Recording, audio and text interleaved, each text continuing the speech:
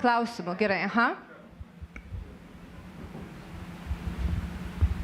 Labas vakaras, aš gyvenu Vilkpėdėje seniūnijoje 60 metų ir žinoma, čia auditorija yra jauna, bet aš esu seniorė, aš noriu užduoti klausimą, ypač konservatoriams. Kada buvo krizė 2008 metais, buvo nurėžtos pensijos dirbantiems pensininkams. Iki šiol jau pusė iš jų mirė, bet dar liko 167 000 paveldėtojų.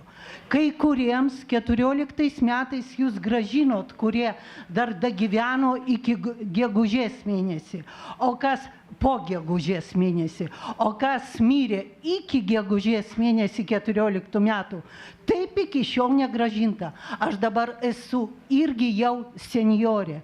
Tai kada jūs pavogtos pensijos grąžinsit seniorams, kadangi į rinkimus ateina vis dėlto daugiau pagyvenusių žmonių, suaugusių. Jaunimas yra truputį toks abejingas.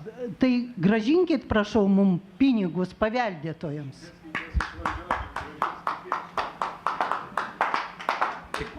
Tikrai nežinau apie tas negrąžintinus atvejus, galėsime tada individualiai pasikalbėti, jeigu jums asmeniškai negrąžinta, tačiau noriu pasakyti faktą už šią kadenciją, kuriuo dirbau.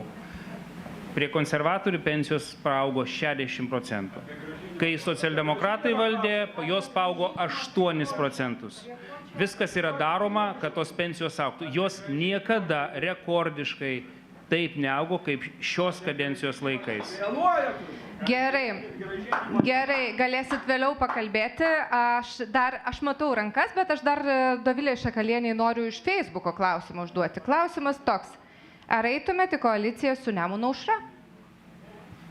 Be jokios abejonės ne. Ir tą taip pat ir mūsų partijos pirmininkė aiškiai pasakė, kad sunkiai įsivaizduoja tokią vyriausybę bendrą ir net ir šiandien ryte tą patį pakartojo ir mano kolegos Gintautas Paluckas, Robertas Duchnevičius ir taip toliau.